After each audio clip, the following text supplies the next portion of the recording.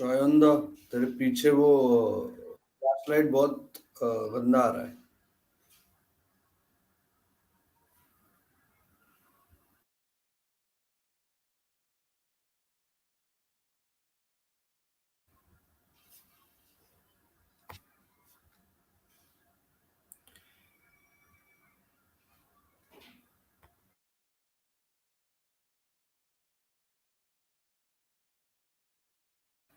Hello everyone, welcome to this Sports Star Live. Obviously, such is the cricket cycle, or maybe it's planned that hours after the T20 World Cup final, nobody in Indian cricket, or especially the fans, is interested in discussing India's uh, inopportune exit as such, because what's trending? It's the IPL retentions.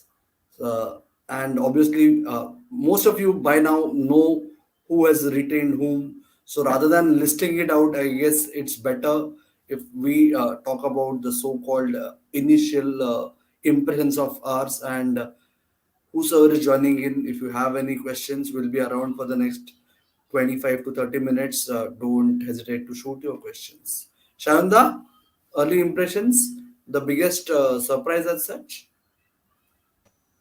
I thought, okay. First things first. I'm not being surprised. Most of the things have gone, I think, on the expected lines. Yes, I was not expecting, Sunrisers Hyderabad to release perhaps Kane Williamson, because you need a leader in that team, and I think that is something that Kane Williamson brought to the table. But then I'm also not surprised with the fact that when you're having a 14 point, a huge amount of money invested in you, and your team has not performed well in the last season. Such is the format of the game that change is the only constant. So keeping that in mind, I think it is not unexpected. And I think if some of the big English players now actually are available in the pool, then I think Sunrisers might just go for a few of them, maybe a Ben Stokes or someone like that. But yeah, apart from that, I think I'm not quite surprised with the most of the picks. I think what has happened is most of the franchises have kept their core intact, which was a basic mantra. And I think one or two surprises were meant to happen, and it has happened. Like nothing out of the box, to be honest, for me. Wonderful. For me, the IPL cycle is set to begin, or the auction fever is set to begin, reflects in the fact that Sunrisers and Punjab Kings will yet again enter the auction. One of them without a captain, both of them with the highest purse available. Such some things never change. It's that kind of a scenario. Rajiv Shukla, Sunrisers Hyderabad, and Punjab Kings are constants when it comes to Indian cricket's ecosystem in so many ways. But the biggest surprise for me personally, Shayan, was Jason Holder being released. What have you spoken to anyone? What is it that has led to it actually? Yeah, that is one of the major, surprise. If I mean, perhaps one of the very few surprises that this particular retention list had. But I think I wouldn't be surprised if Lucknow finally gets him from the auction. I mean, maybe they didn't want to splurge that much of money on him. Maybe they wanted to keep it a little. Yeah. But don't be surprised, Amol, if Jason Holder obviously goes to the auction, then definitely there'll be a lot of bidders for him. I mean, Holder in a format like that, IPL, like a T20 format, he's a utility player. I mean, there's no doubt about it. For all you know, he might just emerge as one of the captains of one of the sides. So you never know, like how the dynamics is. I mean, the West Indies captain and has the experience. But yes, it is surprising. But I wouldn't be surprised if finally Lucknow manages to bring him on board from the auction, maybe at a relatively lower price.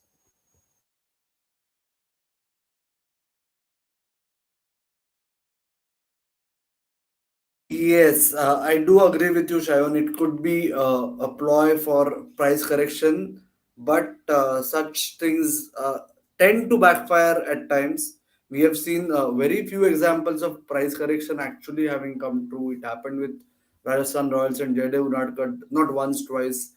But Mhm. considering two other teams have a whopping amount at their disposal, If either of them decides to just take Lucknow out of equation, Yeah. because beyond the limit, no team can, as or possibly because Jason Holder will be sought after by multiple teams, he could hit the jackpot, which is usually the case in a mini auction. It's only one or two players that actually go big, but barring that, like you said, no real surprises as such. A lot of people might be actually surprised with the number of changes in the KKR lineup. It's like they have released 16 players, they have traded in three players.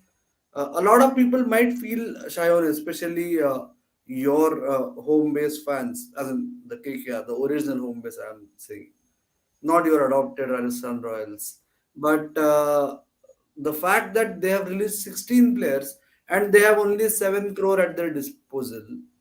Hmm. Can you just clarify to all your fellow KKR fans? I think 7.05 crores. That's the exact amount, and and I mean, if you look at the list of release, I mean, I can't exactly call them release because Sam Billings didn't want to be part of it. You don't have a Pat Cummins, you don't have Alex Hells, you have left Mohammad Nabi, you have left, you have traded the players. So the problem here is, I think it is very important how KKR actually does in the auction, because going by the past few years, things haven't really gone their way. I mean, they have had some big names, some a combination of that, some senior campaigners that they always trust, Andre Russell and I mean Sunil Narayan. But apart from that, things haven't really. I mean, I personally feel KK hasn't really mastered the craft of art of getting the best of players in the auction table. So it'll be interesting to see how what strategy they approach. But and I completely agree with you that the budget that they have, the purse that they have, is very less. I mean, 7.5 crores. I mean, who will you bid for? I mean, if, for example, just thinking out loud, if a Cam Green comes into the auction, do you expect him to? I mean, one player might just go for a 5 or 6 crores or 7 crores. I mean, you don't even have that option to do your little bit of trading here and there. So yeah, I think KKR actually finds itself as a little tricky situation, and it'll be interesting to see which way they go. And what are the, I mean, maybe some, maybe all you know, there'll be another, you know young discoveries coming their way. It's just like a Shivam Mavi or a Noriku Singh, the players they discovered. Maybe some on one of those players, or a few of them, like the youngsters, maybe coming in. So yeah, it's a little tricky situation for sure, no doubt about it.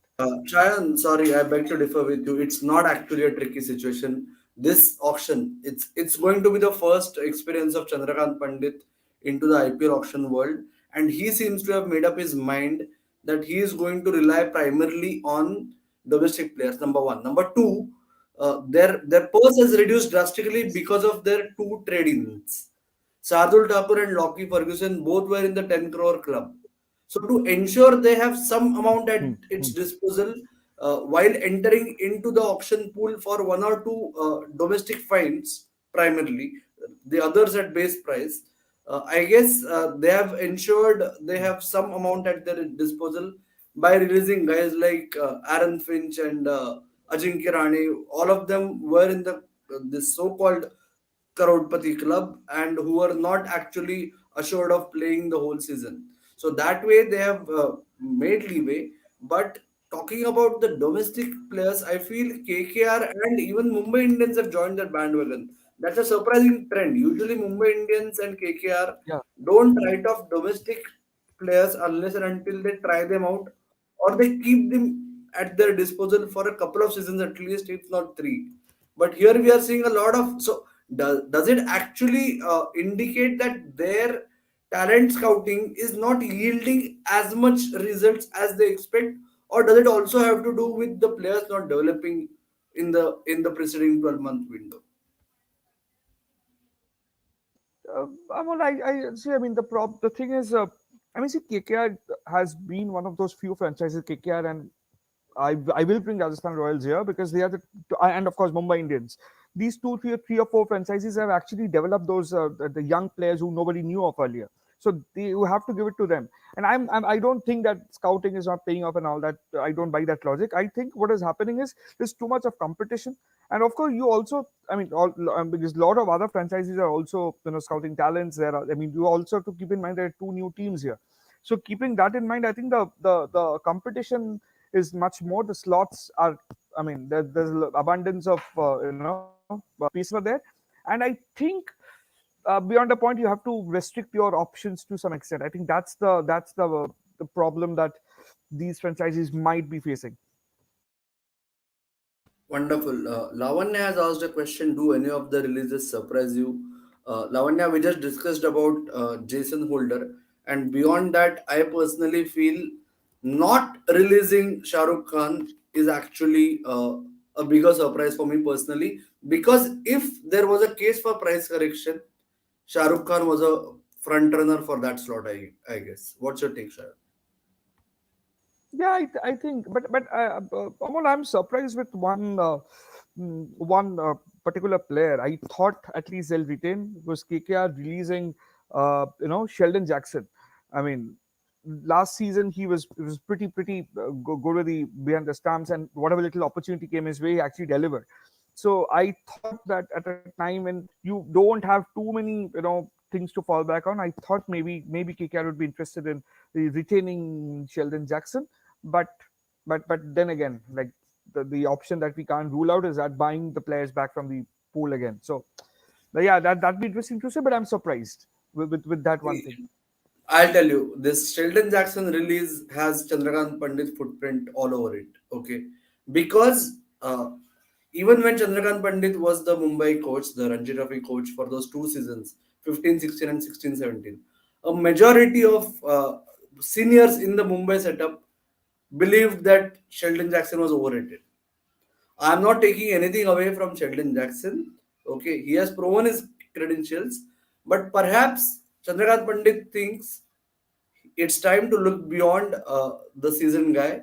Unfortunate for Sheldon Jackson. Hopefully, he'll find a taker, possibly in Gujarat Titans, who have released Gurbaz. So they might look at him in terms of a reserve keeper slot at least. But I'm not at all surprised with KKR releasing Sheldon Jackson. Lavanya has asked us whether the same question about Jaidev Unadkat. It's the same thing. Jaidev Unadkat was unfortunate that when he got the opportunity, things did not go his way primarily because of the conditions, especially in Mumbai. In that time of the year, the dew plays a massive role. We all know that more than half the IPL regular destinations it plays a role. In Mumbai, it's terrible. So we do feel for Jaidev Udadkar, but I feel a lot of franchises are getting into this territory that purely because of reputation, no player can survive in this ecosystem, and it's like just like what they do with overseas players hunt, the domestic players hunt. The next question that Lavanya has asked is who are the youngsters from domestic who teams can lean on then. I have been interacting with a few talent scouts over the last week, especially since the Vijay Hazare Trophy has begun, because there are multiple talent scouts that I have bumped into. And so far, the consensus, sort of a consensus, usually what happens is after Mushtaq Ali tournament, there are a couple of names who emerge as so-called flavor of the season, because they everyone knows that they are going to go big. They are going to attract bids from at least two or three franchises. So far, there is no such so-called flavor of the season. Don't be surprised if Vivrant Sharma from Jammu and Kashmir emerges as the flavor of the season by the time auction comes calling. What's your gut feeling or your inputs, Shayan? Yeah, I think. I mean, like you said, I mean, some of these young guys are actually can be. I mean, quite a few of them from Jammu and Kashmir are actually like I mean, the tone has been set already by Abdul Samad and you know Umran Malik, and they've been retained for obvious reasons. And while KKR has left out Ashik Sam, who I'm not sure what's the status of his injury at this point in time is, but of course, like whether I mean, leading up to the auction and everything, but he's another talent I'd be interested in if he's in full, full fitness and full form and everything put together. I mean, you have seen in the past editions, and I think there are quite a few other players as I mean, there's a lot to play for in the the Vijay Hazare, and I think over the next we'll get a more we'll get to see a few more names being discussed. Okay, Sai, assuming it's not a spam, is asking for Shayan Acharya's phone number. On a serious note, Sai, if you want either of our phone number, just Google for the Sportstar desk number, and if you have any suggestions, do get in touch. Lavanya is going on and on. Is this a chance for the under 19 guys who were roped in to also get a slightly longer rope, or maybe even be considered as options to go to given purse restrictions? Yes, sir.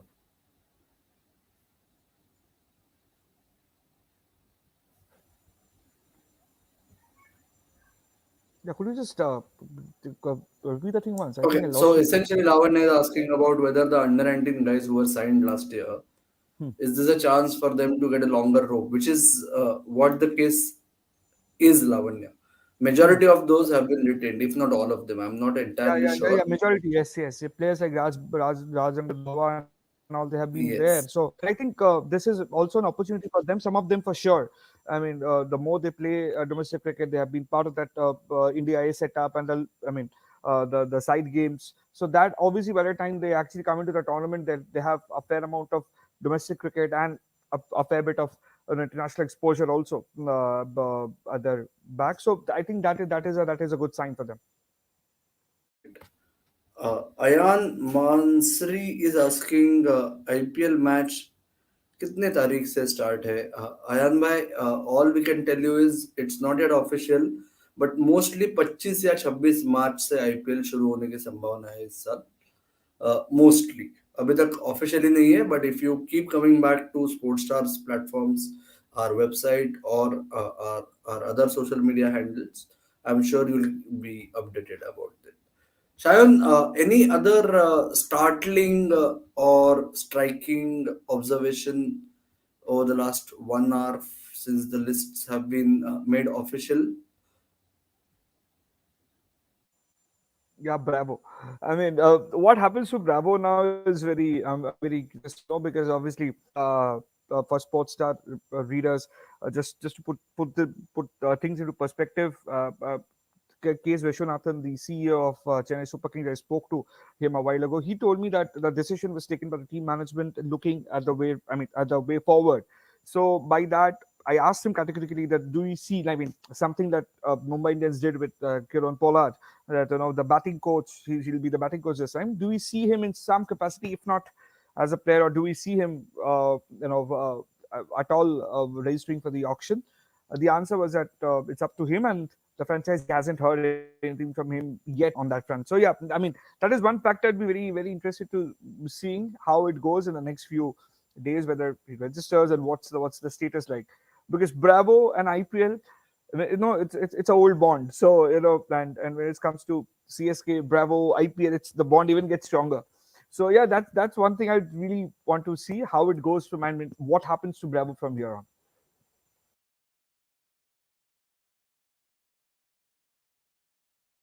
Yes, Bravo is actually a good topic for discussion, although I don't feel there'll be any takers for doing Bravo, even if he actually enters the auction pool. It's like today's retention or released list also in so many ways underlines that IPL's first generation is almost over. It's like we have Hmm. seen the Malingas stopping their playing career a couple of years ago. Now, barring Rohit Sharma and Virat Kohli, I guess everyone else is almost out. It's like, yes, Manish Pandey and Ajinkya Rahane also played the first edition. They have been released by the respective teams. DK Kyron also. Pollard, Robbie Uttapa, Suresh Raina, possibly Dwayne Bravo. None of them will be seen in action. So, in so many ways, the millennials are taking over the IPL generation now, Shayan. You and I are getting increasingly irrelevant when it comes to the IPL ecosystem.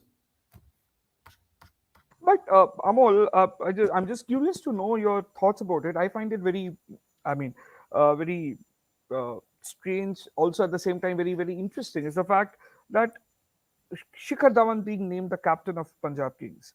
I mean, how does this ecosystem work at a time when Shikhar Dhawan doesn't obviously feature in India's Team India's T20 scheme of things? He's obviously the ODI captain.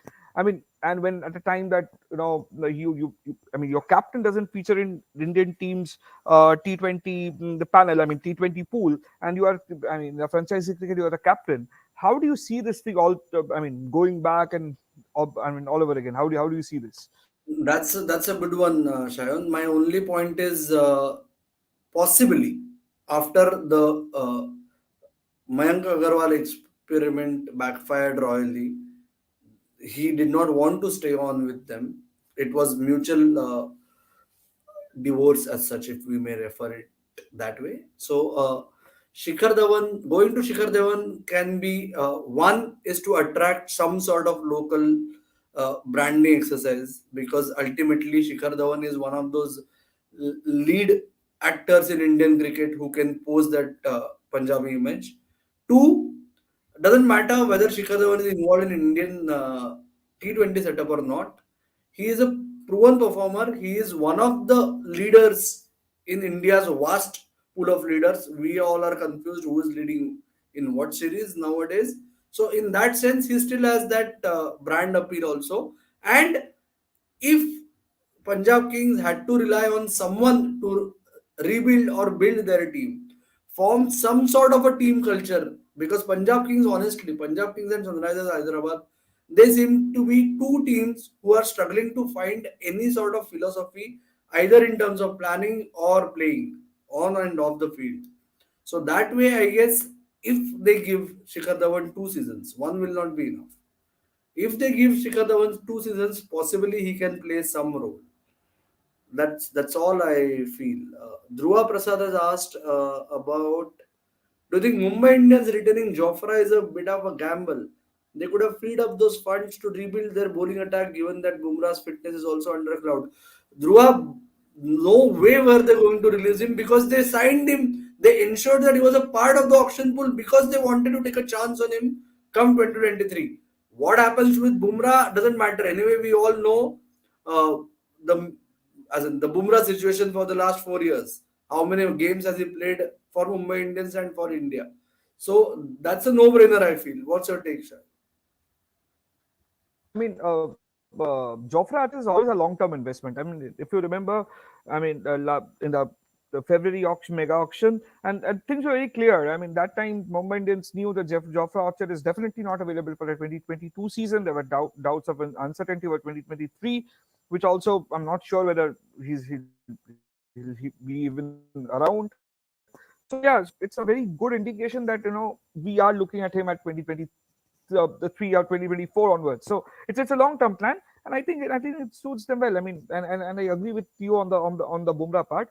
I mean, whether Bumrah is fit, what shape is he in, even it doesn't matter really. I mean, Mumbai Indians has made a long-term investment in I mean, in Jofra Archer, and I think they want to just continue with that. It's as simple as that. I mean, and it was also, I mean, I was surprised when actually the Rajasthan Royals let go of Jofra Archer, but I think they wanted to go for the immediate, I mean, address the immediate issues, and obviously the results gave them showed them last year. So yeah. Wonderful. Ayaan is saying मैंने अपने दोस्त की email ID से subscribe कर दिया. Thank you यार, खुद के आईडी से भी किया है ऐसा हम लोग अज्यूम करते हैं. Meanwhile, Lavanya had again asked a question, Shayan. SRH has about 40 crore in the purse now. Given they have let Kane go, are they also hunting for a potential captain? If yes, who do you think should they eye? Do they have a ready-made captain in the auction pool, Shayan?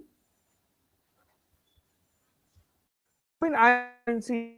I feel they will go at somebody like a Ben Stokes if he registers for the auction. I mean, my understand. This is what my understanding is. I could be wrong, but whatever little, I mean, given the fact, is what I've realized. I mean, they are looking at some steady captain material. And let's not forget, there's been an overhaul in the coaching staff also at Sunrisers Hyderabad, with Brian Lara taking charge as behind, I mean, as a backroom staff. So keeping that in mind, I wouldn't be surprised. I think Ben Stokes would be their first option if he's available. I mean, I would be surprised if they don't go for Ben Stokes. And worst case scenario, I would be even surprised if they actually go in for somebody like a Jason Holder, because that will also give them some sort of stability. Because somebody, I mean, a little bit of experience, but not, what do I say? I mean, a slightly someone who loves to stay grounded. I mean, doesn't have that huge thing around him, but he knows how to lead at the side. So it's I think it's somewhere between the two. But I think, knowing Sunrisers Hyderabad and the way they went about for a few players in the last couple of auctions, I wouldn't be surprised if they actually aim at somebody like a Ben Stokes if he decides to be part of the auction. I think that's what they are looking at. Or worst case scenario, if it doesn't really, nothing goes their way, they can always bring back a Kane Williamson, who I think they are still exploring that option. The worst case scenario, will just pick him up maybe at a far lower price. Wonderful. At the moment, like you said, it's highly unlikely, but it's still uncertain rather, that Ben Stokes will actually make himself available for the auction. But if they do, Shayan Acharya has just given us a breaking news. Who is on their radar? It's Ben Stokes. So, if at all, I mean, this is what I feel. I mean, I could be wrong, but like this, I mean, but I agree with you on this. With the way the trends that we have seen so far with Alex Els, Sam Billings, and people like them pulling out, I also wouldn't be surprised at the end if Stokes finally doesn't turn up for the auction. So yeah, I mean, there's this little bit of uncertainty on both ends. Yes.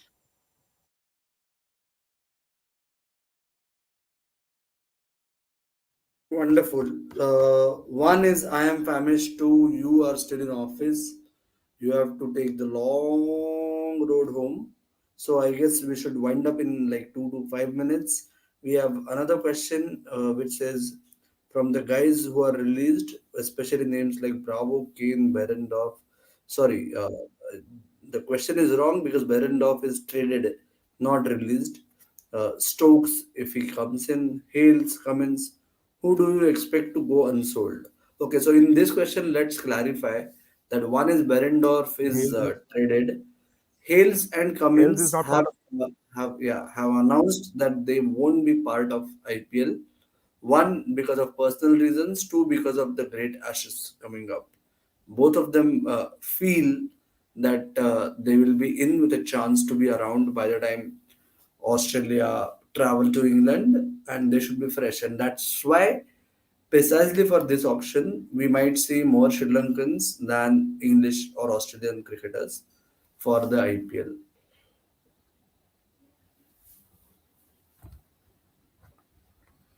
So I guess before we conclude, just one more plug.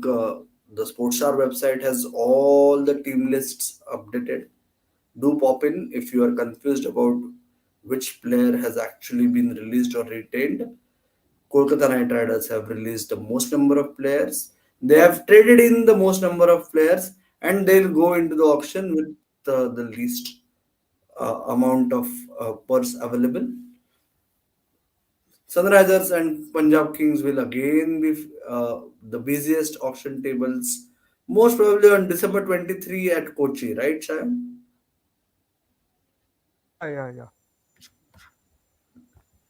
Yes. Who would go unsold is the follow up to the previous question. Who do you think will actually go unsold, assuming everyone who has been released goes back into the auction pool? Unsold among whom? The people who have actually been released. Yes. If all of them, assuming that all of them go back into the auction register, who do you Hmm. think will go unsold? Yeah, it's difficult to predict. I mean, IPL. IPL auction is such a. Such a. Shayan Acharya, we are discussing IPL. You are not allowed to leave any ball outside off stump. You have to poke at it, or you have to zone. I'll give it a pass because I'm